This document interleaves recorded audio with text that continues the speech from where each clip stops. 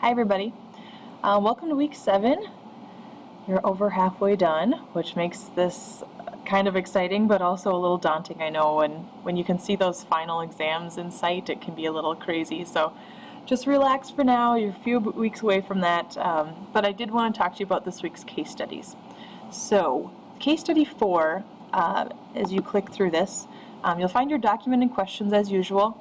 There are actually 4 case studies this week, and there's quite a few, so I encourage you to look at it early. A couple tips. The first 3, you are asked to provide a diagnosis, and the last one, you are asked to look at the doctor's diagnosis and decide which one is probably more correct. With all 4 of your patients, they're not outlandish, crazy, never heard of diseases. I've had a few students in the past really focus in a little bit too hard, and I don't want you to follow down that same path. They are all really fairly well-known diseases, and if you feel like you're getting off track and maybe finding something that is really obscure, contact me right away. I want you to stay on track and stay on the things that we need to know this week and not get lost over here somewhere in obscure land. So as you're doing your research and as you're looking through the symptoms of each of these different patients, keep it within a pretty normal boundary. I don't want you to think of some crazy genetic disorder that we've never heard of before. And that has happened. So it's easy to get off track. Stay on track if you can. Let me know if you need help. But again, that's not due till week 8, so you have plenty of time. Just work ahead if you have the time. I did want to introduce a couple other things. A few students have been saying that you're looking for an alternative way to learn things, or you're just not quite getting some of these concepts. There's 2 YouTube videos that I want you to, or YouTube channels that I want you to check out if you need it. You don't have to do this. This is not at all necessary, but if you'd like some extra help, or if you want to hear things a different way, let's see, Crash Course Biology is a great place to start. This is a really cool videos. It's this one right here. So if you just go to YouTube, search Crash Course Biology, there is a whole list of videos, and I'll pause this so we don't have to watch the ad here. But over on the side, you'll see that there's tons and tons of biology videos.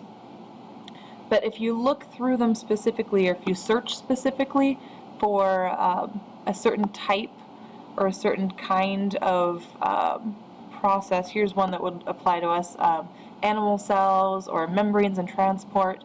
You can also search for things like nervous system or digestive system. And it's really kind of a funny way to just get a good overview of each body system. So I encourage you to check out this this channel, and then also you can check out my own channel, Dr. Lindsay N. You don't have to put the spaces in, it'll just find it as is. I have a lot of different kind of tidbit videos. Most of them don't apply to you, but if you click on my name here, there's one playlist that does apply to anatomy and physiology, and it's right here. It's G150. I know that's a different, let me pause this again. It's a different class number, and it's a different course, really. It's called Structure and Function of the Human Body. But if you really like to listen to lectures, and maybe the PowerPoints that are embedded within the course aren't for you, this is another alternative, and you get to listen to my voice more than someone else's. So you can check through these. Each chapter is a different body system. Over here on the side, you can find what we're looking at for that week and follow along.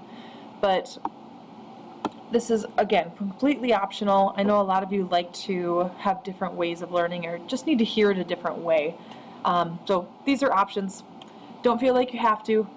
Just make sure that you are contacting me if you do have questions, because I want to help if I can, and I want to help before you turn in your work and then have to have points deducted.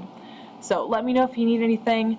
If you're still struggling with APA format and that doesn't quite compute and it's not helping, you might want to check out, again, under my name, if you search here, and let's just add APA. I've done a couple of videos on how to make an APA title page, how to make APA format, how to use APA references.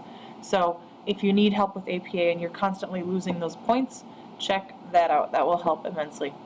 All right, that's all for now. I hope you all have a great week, and let me know if you have any questions. Thanks.